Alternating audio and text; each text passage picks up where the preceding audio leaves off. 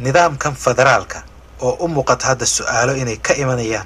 ما كلتها هي إنه حلو يهي صوماليا ما هتسرد هارون أن أورت مرك أوه الرئيس أنو ميجي ننقر يقانه هو مارت لنك شرعية واللي قدامي كراء نين تاريخيهم بانا هاي دود ديدو رنتي أنو حنكو سالينا يا لنك السياسة ديهم هاي التاريخ يبدنان دون تهدي لا هيرادو وارون دستور كيني وقدم بيي ورنتي iyo dastuuridii xataa ka horeeyay kumeelgaariyada markii dawladaha ay ahaan jireen laga soo bilaabo isheeg Djibouti artayba way intaa waa la sheegay maartay in la rabo in maartay dawladda federaali ah ama Soomaaliya inay noqoto dawlad federaali ah oo leh dawlad goboleedyo yeelanayso kan hadda ugu dambeeyay wuu khalaas wuu qayahay wuxuu yiri waaba sida waxaan noqonaynaa dawlad federaal ah dawlad goboleedina waan samayn doonaa marka saad tilmaantay runtii arinta tani yani si loo sameyn lahay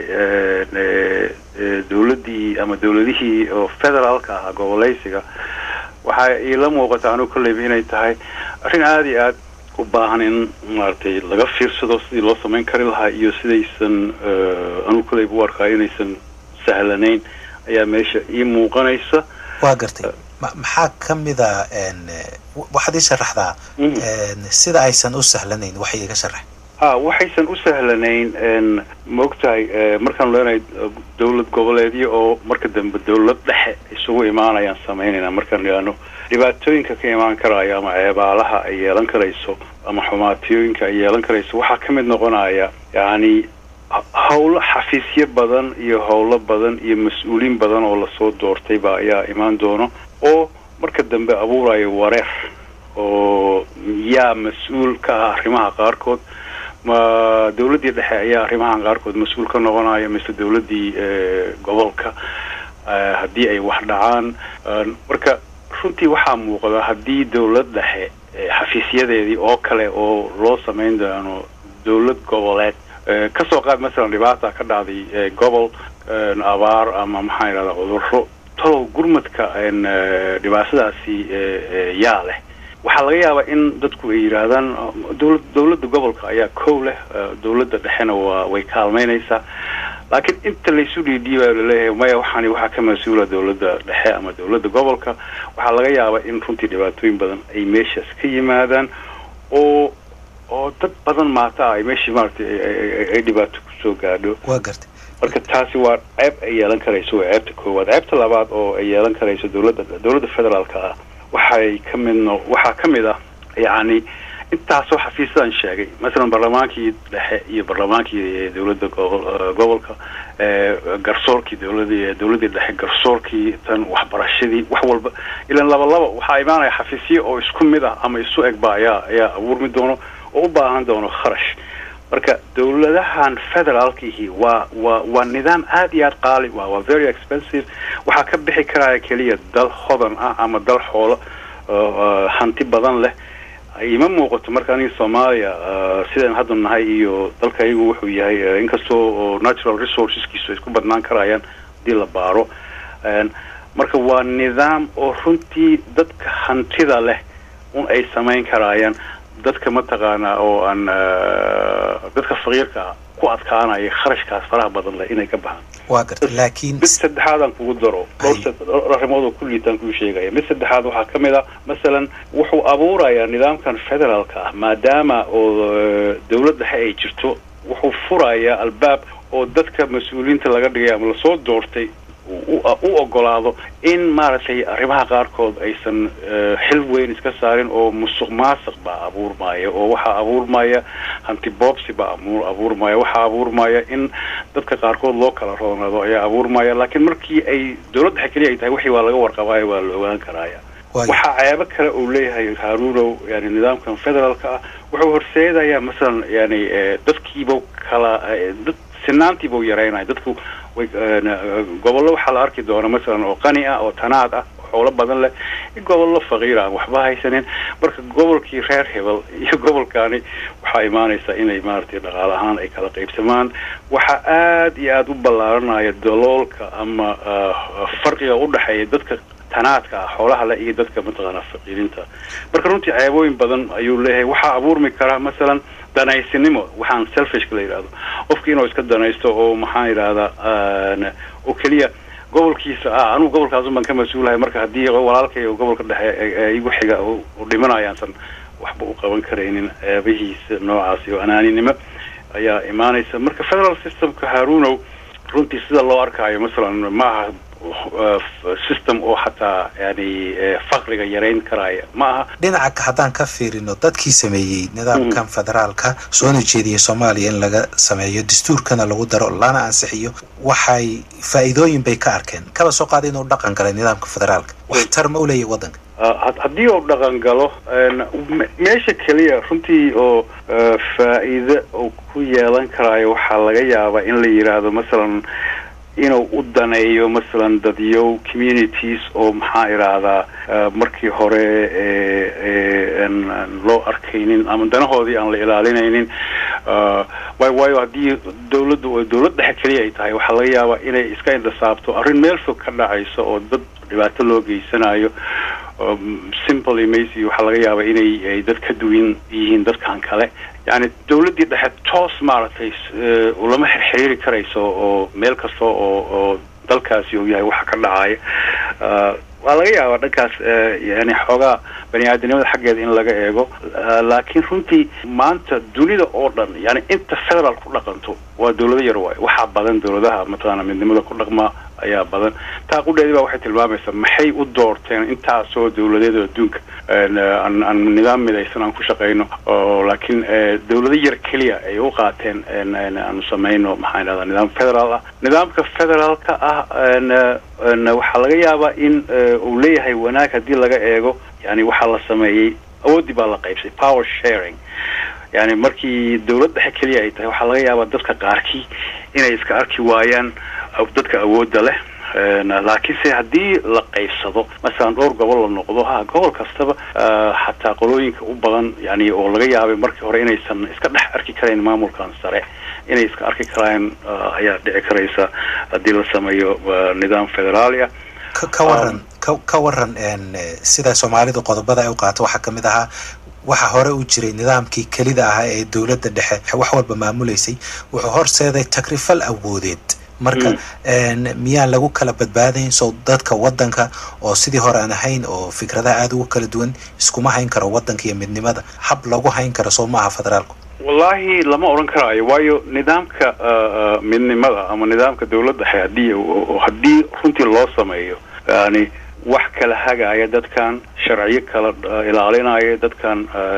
dastuur maartay runtii aad u hufan hadii loo sameeyo nidaamka oo maartay waa laga roon yahay nidaamkan mataqaana federaalka waxa ka roon nidaamkan dhexe laakiin nasiib darro Soomaaliya waxaan jirin ba ilaa hadeertan waxaan soo marin yani dasaatiir ama shuruuc oo runtii dadkii kala saarayso oo dadkii u kala hagayso oo u kala qaybinayso hantidoodii si xalaal ama si sharciya hadii la helo sharci la dhowraayo oo ayna uusan ahayn yani waxaan rabaan sameynaya ama reerkayga waxaan rabo sameynaya hadaysan ahayn uusan sharci jirin dhibaatada way taagnaanaysa marka lama oran karaayo yani dawladdan dhexe awoodi bay bursatay waayo waxay la bursanaysay maba jirin wax ka soo celinaya dawlad military bay mararka qaarkood waa dawlad military awood military bay ku sheeganayaan mararka qaarkood waa dawlad qabiilkii baa xooggiisa sheeganaya haddaan aniga ahayn wax meesha ka talin karaya ma jirto ayuu ku oranaya laakiin haddii loo helo dastuur oo runtii oo aad loo qayaxay waxaan u malaynayaa nidaamka midnimada ayay awood midnimada ayay ku jirtaa quruxda dalka iyo bilacsanaanta dalka ayaan u malaynayaa waa gartay waxaad wax yar soo qaaday dawladaha ku dhaqma nidaamka federaalka caalamka inay yar yihiin bal laba tusaale si dawlad ku dhaqanta iyo midaan ku dhaqmin waxay ku kala duwan ama isaga mid yihiin dawladda federaalka anaga kamid ah dawladda Mareykanka inuu joogno dalkeeda waa dawlad federaal ah waxay isu geysay inta kontonkan walaayadood bay isu geysay marka kontonkii waxyaabo badan oo maartay runtii cadeynaya dawladdan gobolka waxyaabo xataa cadeynaya ayaa jira oo lagu kala saari karo maxay dawladdan Georgia hadda aan joogo iyo dawladda ku xigta South Carolina maxaa xuduud u ah maxaa kala saaraya waxbay ku kala duwan yihiin runtii waxyaabo badan baa jiro oo Soomaalidu aan laga heli doonin markii la isku noqdo dawlad goboleed baan sameeynaa oo xuduudii baa la fahmi kari waaya xuduud dabiici ah ma jiraayo marka Mareykanku runtii waana wuxuu u soo maray yani dagaal fara badan buu u soo galay dagaal sukeey badan baa soo dhacay maxaa yiraahdaa wuxuu iska xoreeyay gumaysto iyo iska xoreeyay waa hore marka waaye aragnimo ayaa jirta oo abuurtay iyo dhulkii oo aad u ballaaran runtii aad u ballaaran oo u baahan runtii in la kala qaybiyo awoodan iyo waxaan oo la kala qaybiyo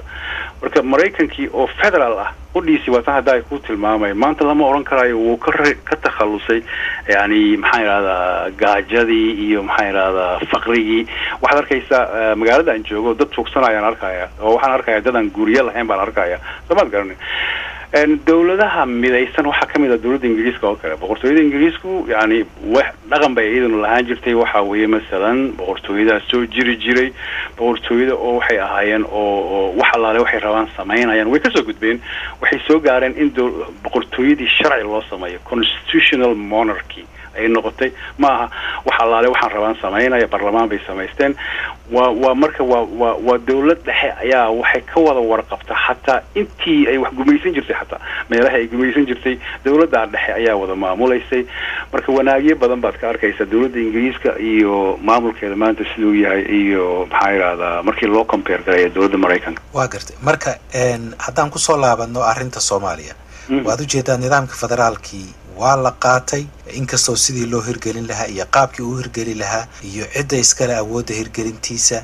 weli su'aalo fara badan ay ka taagan yihiin turunturooyinkii ugu horreeyay inay durba ay ka soo baxayaan qaar ka mida deegaanada ama gobollada waddanka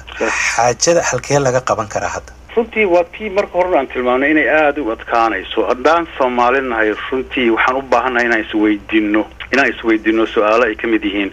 horta waxyaabaha aan federate garaynayno waxyaabaha aan kala googoynayno maxay yihiin yani dawlad goboleedkan aan ka fikiraayo aan leeyahay gobolkan iyo gobolkan baan wax ka dhaxaysinaayo ilaan federaalku waa waxbaan isku darsanaynaa waxna waan kala lahaanaynaa weeye waxaan Soomaalidu weli ay isweydiinin waxay ay federate garaynayso oo ay dhahayso waxna waan wada leenahay waxna waan kala leenahay baan maxay yihiin waa inaan cadeynaa waxaan u cadeyn Soomaalidu ilaa maanta maxaa sal u ah masalan dawlad goboleedkani maxaan ku saleynaynaa xuduudkeedu intuu gaaraya maxaa u dhaxay buuraley baa u dhaxaysa miya webiyaa u dhaxeeya miya saxraa baa u dhaxeeya miya bad baa u dhaxaysa miya ila markaan dawlad sameynayo waa inaan xuduudkeeda ka fikiraa oo iraado maxaa runtii gobolkan iyo gobol kale oo kala bari karaayo waxaan Soomaalidu weli u cadeyn oo runtii dhibaato ku noqonayso masalan miyaan leenahay masalan bulshado ila mugta waa inaan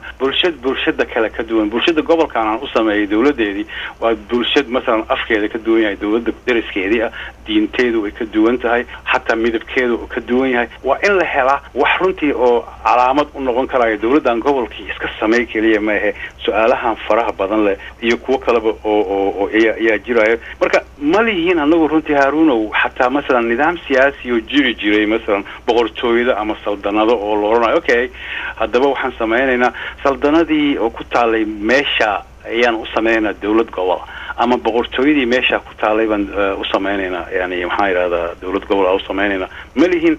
yani dhaqan noocaas iyo maanta aan ku saleyn karayno dawlad goboleedkii sida awgeedii waxa runtii meesha soo baxaya maadaama jawaabtu ay tahay maya waxaas oo dhan ma lihiin waxaa soo baxaya marka Soomaalidu talo waxay federate garaynayaan mareera ma qabiila taa un baa soo baxaysa wax kale aan maanta runtii ay maskaxda ku haayaan waxa way reer hebel aan u sameeyno dawlad marka reer hebel kalena aan u sameeyno dawlad qabiilkii Soomaaliyay qabiilku waa kan halka ay dhigay way runtii wax maanta dhigay ceebtan iyo fadixadan iyo sharaf darrada aan la taaganahay waa qabiilkii haddii hadda aan sharciyeyno aan idhaano waxaan sameeynaa dawlad qabiil ah ama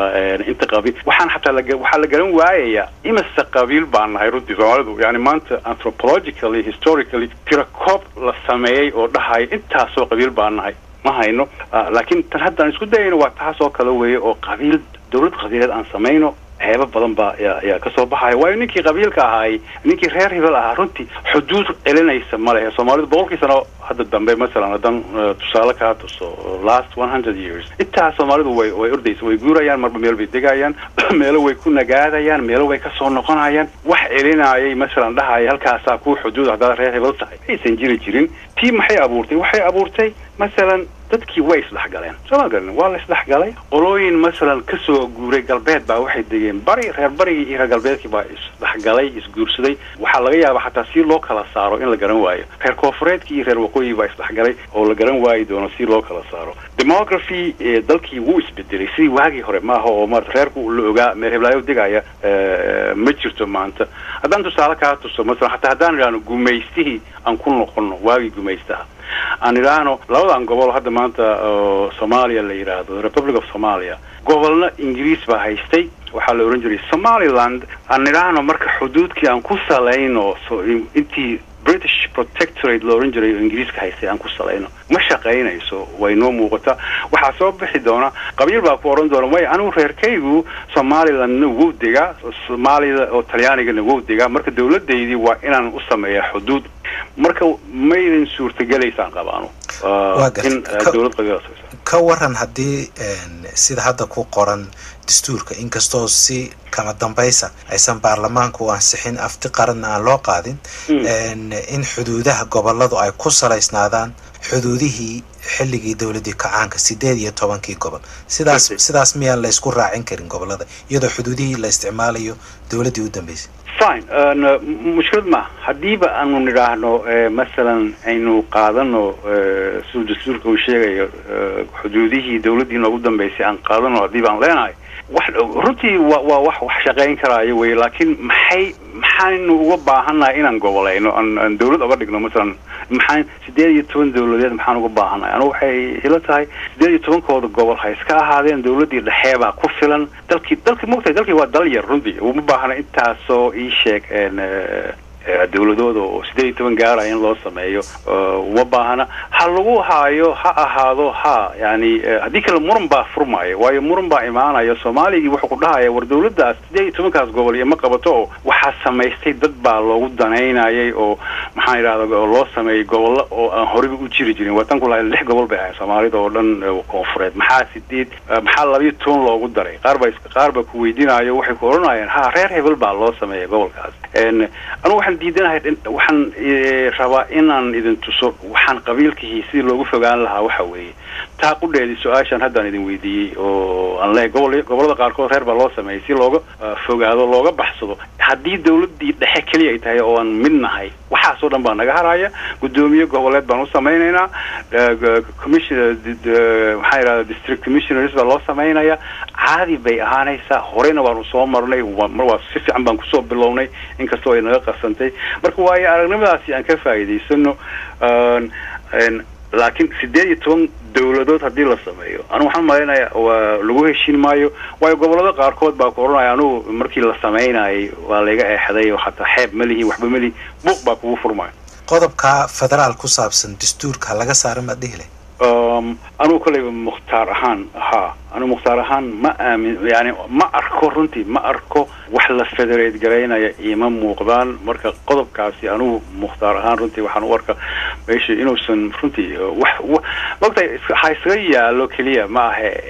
wax natiijo oo ka keeni karaay ma faa'iido ka keeni karaay ayaan ii muuqanin maanta reer Europe masalan reer Europe hadda waxa jira wax la yiraahdo European Union soo ma jiro midnimada Europe 15 sano iyo ilaa 20 sano waxa hadda la filaaya ama la tiigsanaya runtii in Europe dhan hal dawlad noqonayso ma garanay inagu dal yar runtii maxayn hadda 18 dawlad u sameeyeen waa wax la yaabo runtii marka federaalku maanta runtii